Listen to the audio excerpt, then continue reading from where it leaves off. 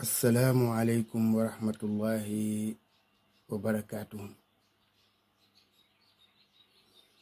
mbokk yi ñu ñëwaat ak yéen ci waxtaan wu gàtt rek jëm ci réew mi ñu bokk ak diine ji ñu bokk ak valeur yi ñu bokk. bala noo tàmbali sunu waxtaan ñu dellu di ñaax suñuy doom suñuy jarbaat suñuy rakk kon suñu njaboot daal ci benn baat ñu gën a farlu ci ñoŋal alalu réew mi nag su ma koy wax mooy moomeel gi, ndax diggante fan yu gàtt yéen a ngi déggati ñu ni ñu ngi taal, waaye rawatina démb gis naa benn vidéo waa ji ci autoroute bi lañ ko taale otoom ci li mu wax, sànni ko ay xeer taal otoom di lakk ay magasin, di lakk ay oto, di lakk ay bus ak di yàq daal. loolu man jàpp naa ne du dëgg du yoon, ndax kii ngeen xam ni moo tax ngeen koy def yëgalu ko yaramam, kon da ngeen a war a nag lucide ci wet googu. man nag duma ne kenn xeexal, waaye duma ne kenn bul xeex. li ma wax daal mooy xeex day silwise ci anam boo xam ne bii nag doo ci yàq alalu jàmbur, muy loo xam ne day dox sa digganteeg sa boroom bala ngaa jéggi siraat layoo ko. di yàq tamit alal joo xam ne ji su ëllëgee yow yaa koy gën a soxla ki tax nga koy yàq. kon na ngeen ci bàyyi xel bu baax a baax a baax a baax. la ca des nag sama yoon newu ca. sunu waxtaanu tey mi ngi jëm ci kàddu yoo xam ne yi président Burkina Faso yëkkati na ko. ba mu ko yëkkatee président Sénégal tontu ko. président Burkina Faso dafa dajeek moom ca Russie ci dalal goo xam ne gi président Russie moo leen fa dalaloon. président Burkina Faso dal di laaj ay laaj, am ca laaj ya benn boo xam ne bii mel na ni moom moo metti président Sénégal, mu tontu ko ca. président Burkina Faso laajam mooy: comment l'Afrique, avec tant de richesses dans notre sol, avec une nature généreuse, les pluies et les sols fertiles, l'eau, le soleil, est aujourd'hui le continent le plus pauvre. mu ne nan moo mën a nekk Afrique ak li nga xam ni moom moo nekk ci suñu suuf ak suñu taw yi ak suñu jant bi ak ci suuf su nangu ak ci li fi nekk ci ndox. mu ne loolu daal li ko jaaxal mooy lu tax Afrique googu bokk nekk tey ji dun wala continent bi nga xam ne moo gën a pauvre ci àddina. laaj bi nga xam ne bii nag moo metti président Sénégal mooy: l'Afrique est un continent affamé. Comment se fait-il que nos chefs d'État traversent le monde à mendier? mu ne Afrique ak loolu ñu ko waxal lépp ci ay koom, nee na moom dafa xiif boo xam ne bii jéggi na dayo. mu ne suñu président yi kat ñoom seen yitte yépp weesuwul di xëy di tàllalub loxo di wër àddina. bi président Sénégal jëlee kàddu dafa ne ko président Afrique yi waruñu fenn di yalwaan. tontu ga moo warutoon, waroon naa wax leneen wala mu waxe ko neneen noo xam ne du mel na da koy tontu. ndax nag ba muy wax moom waxul ak moom. looloo fi mës a nekk nag daanaka diirub juróom benn fukki at ak léegi. kon lu tax nga bëgg a seppi sa bopp yow di tontuwaaleel ñoo xam ni ñi xëy na yéen a bokk lu ngeen di def. mu tontu ko ne ko ñun waruñu fenn di yalwaan, partenariat la ñu am boo xam ne bi égal dignité, mooy kenn ku ci ne di sàmm sa ngor ci giir jëflante googu. waaye loolu su fekkee ne moom président Sénégal wax na ko muy partenariat mooy àndub gor. àndub gor nag moom xale yi nga xam ne ñoo jàng ci école primaire yi ñu ngi koy jàng ci livre géographie wala histoire wala bokk ci yeneeni anam,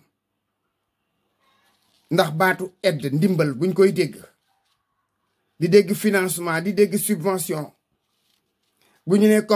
coopération kookay coopéré moo indi ci li muy nuru di la tabaxali école. bari na école yu nekk ci Sénégal yoo xam ni nguur gi tabaxu ko, lu leen booleeg ñooñee ba ñu tabaxal leen ko. bari na fi leneen ak leneen ay tëli, ay yeneeni projet. loola ka nga xam ni moo la koy defal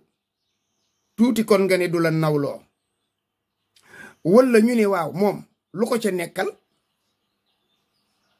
ca nekkal ndax demu ci ay loxoy neen. kon loola nekkatul léegi coopération, waaye day am beneen tur wu muy mën a tudd, jël jox la ci loxob ndeyjoor nangu ci loxob càmmooñ. kan moo sañ a weddi li nga xam ne moom la ñuy mën a tuddee ndimbal, wala bokk mën nañ ko bañ a tuddee yalwaan, waaye moom lu mën a xew leb daanaka moog yalwaana yam, ndax yow mi ñëw di leb léeg-léeg danga wax lu ne, danga def nu ne ngir bëgg ki nga xam ne moo lay lebal mu lebal la. kon nekkoon fa di ko weddi moom jarutoon loolu, ndax nag yéen ñaar xam ngeen, waaye ñi leen di déglu nag am na lu ñu xam nag. wax nga ni lii ñu dal c'est le poids de l'héritage de l'esclavage et de la colonisation qui se poursuivent. nee na maanaam jeexitalu histoire moo feeñ noonu ci mbir mi. jàppuk njaam ga ak ginnaaw gi bi njaam jeexee tubaab yi ñëw yilif ñu moom ñu, nee na loola moo jeexital ba tey. ñaata réew ci Afrique yoo xam ne tubaab yi yilifoon nañ leen, waaye ba ñu demee ba gis na lii kat du sunu njëriñ, fexe nañu ñoom ba jël seeni yëf ja aaki moo ko. loolu ma joxe ci misaal ñaari réew. Botswana gi ngay seen ay doomi réewam soxlaw ñoo duggi gaal di dem fenn. Libi gi yàqu tey ba fa Xaddafi li ne ba nga juddoo nga tedd, waxuma laak nag bi ngay dem bay tekki. kon ñooña dañ leen a yilifoon ca moomeel ga, waaye ba ñu demee ba am xam seen yoon, xam seen njëriñu réew, président ya wala njiit ya dañoo taxaw ne ñun kat nii lañ ko bëggee.